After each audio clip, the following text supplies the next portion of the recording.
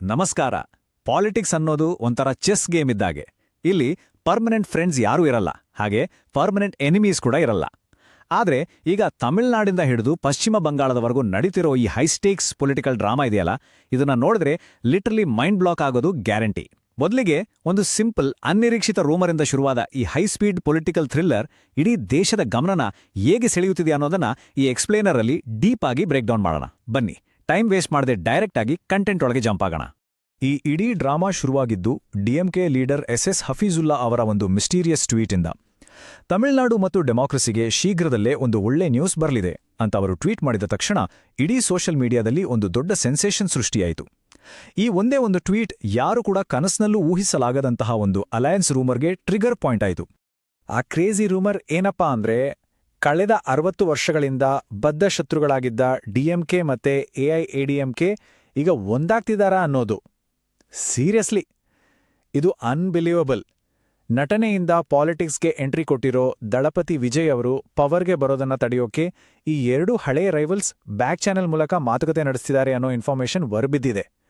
ಇದೊಂದು mind bending possibility ಅಂತಾನೆ ಹೇಳ್ಬೋದು. ಈಗ ಈ ಪೊಲಿಟಿಕಲ್ ನಂಬರ್ ಗೇಮ್ಸ್ ಮತ್ತು ಅಲಯನ್ಸ್ ಕ್ಯಾಲ್ಕ್ಯುಲೇಷನ್ಸ್ ಹೇಗಿದೆ ಅಂತ ನೋಡೋಣ. ಪಾಲಿಟಿಕ್ಸ್ನಲ್ಲಿ ಎಮೋಷನ್ಸ್ಗಿಂತ ಮ್ಯಾಥಮೆಟಿಕ್ಸ್ ತುಂಬಾ ಇಂಪಾರ್ಟೆಂಟ್ ಅಲ್ವಾ? ವಿಜಯ್ ಅವರ ಅಸೆಂಬ್ಲಿ ಮ್ಯಾಥ್ ಬ್ರೇಕ್ ಡೌನ್ ಮಾಡಿ ನೋಡಿದ್ರೆ ತಮಿಳುನಾಡಿನಲ್ಲಿ ಗವರ್ಮೆಂಟ್ ಫಾರ್ಮ್ ಮಾಡಕ್ಕೆ ಬೇಕಾದ ಮ್ಯಾಜಿಕ್ ನಂಬರ್ 118. ವಿಜಯ್ ಅವರ ಪಾರ್ಟಿ ಗೆದ್ದಿರೋ ಸೀಟ್ಸ್ಗಳಲ್ಲಿ ಸ್ಪೀಕರ್ ಪೋಸ್ಟ್ ಹಾಗೂ ಬೇರೆ ಕ್ಯಾಲ್ಕುಲೇಷನ್ಸ್ ಮೈನಸ್ ಮಾಡಿದ್ರೆ ಎಫೆಕ್ಟಿವ್ ಆಗಿ ಉಳಿಯೋದು 106 ಸೀಟ್ಸ್. ಇದಕ್ಕೆ ಕಾಂಗ್ರೆಸ್ನ 5 ಸೀಟ್ಸ್ ಸೇರಿಸಿದ್ರೂ ಒಟ್ಟು ನಂಬರ್ 111ಕ್ಕೆ ಬಂದು ನಿಲ್ಲುತ್ತೆ. ಅಂದ್ರೆ ಇನ್ನೂ 7 ಸೀಟ್ಸ್ ಶಾರ್ಟ್ ಫಾಲ್ ಇದೆ. ಕೇವಲ ಈ ಮ್ಯಾಜಿಕ್ ನಂಬರ್ ಇಟ್ಕೊಂಡು ಸರ್ಕಾರ ಮಾಡೋದು ತುಂಬಾ ರಿಸ್ಕಿ. ಯಾಕಂದ್ರೆ ಯಾವ MLA ಯಾವಾಗ ಜಂಪ್ ಆಡ್ತಾರೋ ಹೇಳೋಕ್ಕಾಗಲ್ಲ. ಸೊ ಈ ಶಾರ್ಟ್ ಫಾಲ್ ಕವರ್ ಮಾಡಕ್ಕೆ ವಿಜಯ್ ಅವರ ಮುಂದೆ 3 ಸ್ಟ್ರಾಟಜಿಕ್ ಆಪ್ಷನ್ಸ್ ಇವೆ. ಆಪ್ಷನ್ 1, ಲೆಫ್ಟ್ ಸೆಕ್ಯುಲರ್ ಬ್ಲಾಕ್ ಜೊತೆ ಸೇರೋದು. ಇದರಿಂದ ನಂಬರ್ಸ್ ಸೇಫ್ ಆಗಿರುತ್ತೆ. ಆಪ್ಷನ್ 2, ಎಐಎಎಂಕೆ ಕಡೆಯಿಂದ ಔಟ್ಸೈಡ್ ಸಪೋರ್ಟ್ ಪಡೆಯೋದು.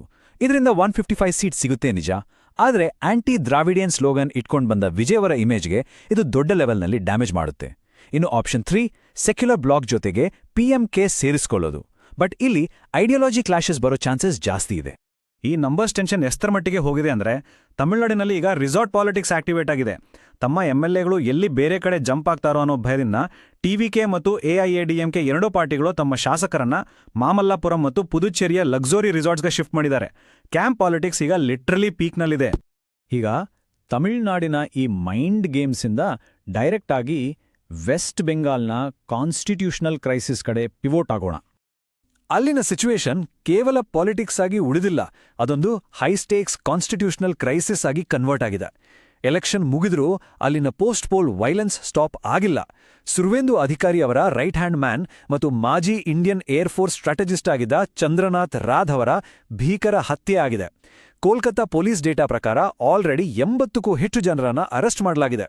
ಇತ್ತ TMC ಕೂಡ ಬಿಜೆಪಿ ಕಾರ್ಯಕರ್ತರು ತಮ್ಮ 3 ಲೀಡರ್ಸ್ನ ಕೊಂದಿದ್ದಾರೆ, ಪಬ್ಲಿಕ್ ಪ್ರಾಪರ್ಟಿಗೆ ಡ್ಯಾಮೇಜ್ ಮಾಡ್ತಿದ್ದಾರೆ ಅಂತ ಕೌಂಟರ್ ಅಲಿಗೇಷನ್ಸ್ ಮಾಡ್ತಿದೆ.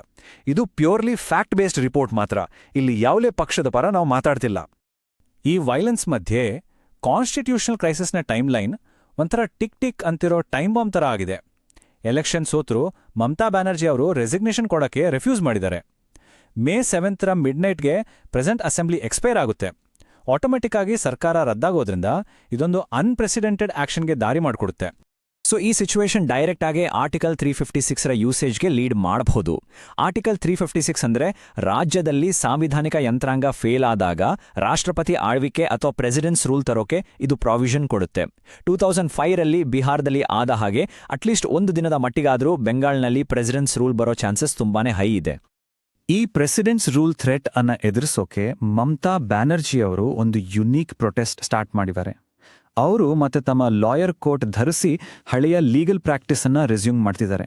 ಜೊತೆಗೆ ಯಾವುದೇ ವೈಲೆನ್ಸ್ ಇಲ್ಲದೆ ಕೇವಲ ಮ್ಯೂಸಿಕ್ ಮೂಲಕ ಪ್ರೊಟೆಸ್ಟ್ ಮಾಡೋಕೆ ಪ್ರತಿಯೊಂದು TMC ಆಫೀಸ್ನಲ್ಲಿ ರವೀಂದ್ರ ಸಂಗೀತ ಪ್ಲೇ ಮಾಡುವಂತೆ ತಮ್ಮ ಕ್ಯಾಡರ್ಗೆ ಇನ್ಸ್ಟ್ರಕ್ಷನ್ಸ್ ಕೊಟ್ಟಿದ್ದಾರೆ. ನಾವೆಲ್ಲರೂ ಈಗ ಲೆನ್ಸ್ ಅನ್ನ ಸ್ವಲ್ಪ ವೈಡ್ ಮಾಡೋಣ. The Teesta water ripple effect ಏನಾಗ್ತಿದೆ ಅಂತ ನೋಡೋಣ ಬನ್ನಿ. ಬೆಂಗಾಲ್ನ ಈ ಎಲೆಕ್ಷನ್ ರಿಸಲ್ಟ್ಸ್ ಬರೀ ಲೋಕಲ್ ಪಾಲಿಟಿಕ್ಸ್ಗೆ ಸೀಮಿತವಾಗಿಲ್ಲ. ಇದು ಪಕ್ಕದ ಬಾಂಗ್ಲಾದೇಶದಲ್ಲೂ ದೊಡ್ಡ ಜಿಯೋಪಾಲಿಟಿಕಲ್ ರಿಪಲ್ಸ್ ಕ್ರಿಯೇಟ್ ಮಾಡ್ತಿದೆ. ಇಲ್ಲಿ ನೋಡಿ, 2011ರ proposed Teesta water split chart ಗಮನಿಸಿದ್ರೆ ಇಂಡಿಯಾಗೆ 42.5% ಮತ್ತು ಬಾಂಗ್ಲಾದೇಶಕ್ಕೆ 37.5% ನೀರು ಶೇರ್ ಆಗಬೇಕಿತ್ತು. ಆದರೆ ಬಂಗಾಳದ ರೈತರಿಗೆ ಅನ್ಯಾಯ ಆಗುತ್ತೆ ಅಂತ ಮಮತಾ ಬ್ಯಾನರ್ಜಿಯವರು ಕಳೆದ 10 ವರ್ಷಗಳಿಂದ ಈ ಇಂಟರ್ನ್ಯಾಷನಲ್ ವಾಟರ್ ಪ್ಯಾಕ್ಟ್ ಅನ್ನ ಬ್ಲಾಕ್ ಮಾಡ್ಕೊಂಡು ಬಂದಿದ್ರು. ಈಗ ಬೆಂಗಾಲ್ನಲ್ಲಿ ಗವರ್ಮೆಂಟ್ ಚೇಂಜ್ ಆಗೋ ಸಿಗ್ನಲ್ಸ್ ಇರೋದ್ರಿಂದ ಸೆಂಟ್ರಲ್ ಗವರ್ಮೆಂಟ್ ಮುಂದೆ ಒಂದು ದೊಡ್ಡ ಡಿಲೆಮಾ ಕ್ರಿಯೇಟ್ ಆಗಿದೆ. ಒಂದು ಕಡೆ ಬಾಂಗ್ಲಾದೇಶ್ ಜೊತೆಗೇನೆ ಇಂಟರ್ನ್ಯಾಷನಲ್ ರಿಲೇಷನ್ಸ್ ಮತ್ತು ಜಿಯೋಪೊಲಿಟಿಕಲ್ ಸ್ಟ್ರಾಟಜಿ, ಇನ್ನೊಂದು ಕಡೆ ಬೆಂಗಾಲ್ ರೈತರ ಸರ್ವೈವಲ್. ಈ ಎರಡನ್ನೂ ಬ್ಯಾಲೆನ್ಸ್ ಮಾಡೋದು ಸೆಂಟ್ರಲ್ ಗವರ್ಮೆಂಟ್ಗೆ ನಿಜಕ್ಕೂ ಒಂದು ಬಿಗ್ ಟಾಸ್ಕ್. ಈಗ ಇನ್ನೊಂದು ಇಂಟ್ರೆಸ್ಟಿಂಗ್ ಟಾಪಿಕ್ಗೆ ಮೂವ್ ಆಗೋಣ. End of dynasty politics trend. ಈ ಎಲ್ಲಾ ಇನ್ಸಿಡೆಂಟ್ಸ್ನ ಝೂಮ್ ಔಟ್ ಮಾಡಿ ನೋಡಿದ್ರೆ ನಮಗೊಂದು ಮ್ಯಾಕ್ರೋ ಟ್ರೆಂಡ್ ಕ್ಲಿಯರ್ ಆಗಿ ಕಾಣಿಸುತ್ತೆ. ಅದೇ ಡೈನಾಸ್ಟಿ ಪಾಲಿಟಿಕ್ಸ್ನ ಅಂತ್ಯ. ಇಡೀ ದೇಶಾದ್ಯಂತ ವೋಟರ್ಸ್ ಮೈಂಡ್ಸೆಟ್ಟಲ್ಲಿ ಒಂದು ಮ್ಯಾಸಿವ್ ಶಿಫ್ಟ್ ಆಗ್ತಿದೆ. ಇದರ ಫಸ್ಟ್ ಎಫೆಕ್ಟ್ ಯಾರ ಮೇಲೆ ಬಿತ್ತು ಗೊತ್ತಾ? ಐಪ್ಯಾಕ್ನಂತ PR ಜೈಂಟ್ಸ್ ಮೇಲೆ. ಬಂಗಾಳದಲ್ಲಿ ಮಮತಾ ಬ್ಯಾನರ್ಜಿ ಮತ್ತು ತಮಿಳುನಾಡಿನಲ್ಲಿ ಸ್ಟಾಲಿನ್ ಅವರಂಥ ಟಾಪ್ ಕ್ಲೈಂಟ್ ಸೋತಿದ್ದೇ ತಡ ಅಖಿಲೇಶ್ ಯಾದವ್ ಅವರಂಥ ಲೀಡರ್ಸ್ ತಮ್ಮ ಪೊಲಿಟಿಕಲ್ ಕನ್ಸಲ್ಟೆನ್ಸಿಯಾದ ಐಪ್ಯಾಕ್ ಜೊತೆಗಿನ ಕಾಂಟ್ರಾಕ್ಟನ್ನು ಸಡನ್గా ಕ್ಯಾನ್ಸಲ್ ಮಾಡಿದ್ರು. ಅಷ್ಟೇ ಅಲ್ಲ, ಐಪ್ಯಾಕ್ ಇಮೇಜ್ಗೆ ಬಿದ್ದಿರೋ ಇನ್ನೊಂದು ದೊಡ್ಡ ಪೆಟ್ಟು ಅಂದ್ರೆ ಈ ನ್ಯೂಸ್. ಕಲ್ಲಿದ್ದಲು ಹಗರಣಕ್ಕೆ ಸಂಬಂಧಿಸಿದ ಮನಿ ಲಾಂಡ್ರಿಂಗ್ ಕೇಸ್ನಲ್ಲಿ ಹವಾಲಾ ಮೂಲಕ ಬ್ಲ್ಯಾಕ್ ಮನಿಯನ್ನ ವೈಟ್ ಮಾಡಿದ ಆರೋಪದ ಮೇಲೆ ಐಪ್ಯಾಕ್ ಕೋ-ಫೌಂಡರ್ ವಿನೇಶ್ ಚಂದೇಲ್ ಅವರನ್ನ ಇಡಿ ಅರೆಸ್ಟ್ ಮಾಡಿದೆ. ಇದು ಅವರ ಓವರಾಲ್ ರೆಪ್ಯುಟೇಷನ್ಗೆ ದೊಡ್ಡ ಮಟ್ಟದ ಡ್ಯಾಮೇಜ್ ಮಾಡಿದೆ ಅನ್ನೋದು ಒಂದು ನ್ಯೂಟ್ರಲ್ ಫ್ಯಾಕ್ಟ್. ಈ ಡೈನಾಸ್ಟಿಕ್ ಶಿಫ್ಟ್ನ ಸ್ಟೇಟ್ ವೈಸ್ ಕಂಪೇರ್ ಮಾಡಿದ್ರೆ ಉತ್ತರ ಪ್ರದೇಶ್, ಬಿಹಾರ್ ಮತ್ತು ತಮಿಳುನಾಡಿನಲ್ಲಿ ಫ್ಯಾಮಿಲಿ ಬೇಸ್ಡ್ ಪಾಲಿಟಿಕ್ಸ್ ಅನ್ನ ಜನ ಕಂಪ್ಲೀಟ್ ಆಗಿ ರಿಜೆಕ್ಟ್ ಮಾಡ್ತಿದ್ದಾರೆ. ಬರೀ ಪರ್ಫಾರ್ಮೆನ್ಸ್ ಮೇಲೆ ವೋಟ್ ಮಾಡ್ತಿದ್ದಾರೆ. ಆದರೆ ಆಂಧ್ರ ಪ್ರದೇಶದಲ್ಲಿ ಮಾತ್ರ ಒಂದು ಯುನೀಕ್ ಎಕ್ಸೆಪ್ಷನ್ ಇದೆ. ಅಲ್ಲಿ ಕ್ಯಾಡರ್ ಜೊತೆಗಿನ ಇಮೋಷನಲ್ ಕನೆಕ್ಷನ್ ಮತ್ತು ರೀಜನಲ್ ಸೆಂಟಿಮೆಂಟ್ಸಿಂದಾಗಿ ಡೈನಾಸ್ಟಿಕ್ ಪಾಲಿಟಿಕ್ಸ್ ಇನ್ನೂ ಸ್ಟ್ರಾಂಗ್ ಆಗಿ ಉಳಿದುಕೊಂಡಿದೆ. ಫೈನಲ್ ಆಗಿ ಎಲ್ಲ ಡೆವಲಪ್ಮೆಂಟ್ಸು ನಮ್ಮ ಮುಂದೆ ಒಂದು ದೊಡ್ಡ ಕ್ವೆಶ್ಚನ್ ಮಾರ್ಕ್ ಇಡುತ್ತೆ. ಲೆಗಸಿ ಪಾಲಿಟಿಕ್ಸ್ ಯುಗ ಕಂಪ್ಲೀಟ್ ಆಗಿ ಮುಗ್ದೋಯ್ತಾ? ಅಥವಾ ಇದು ಹೊಸ ನಂಬರ್ಸ್ ಮತ್ತು ಮೈಂಡ್ ಗೇಮ್ಸ್ ಮೂಲಕ ಬೇರೆದ್ದೇ ಲೆವೆಲ್ಗೆ ಇವಾಲ್ವ್ ಆಗ್ತಿದೆಯಾ?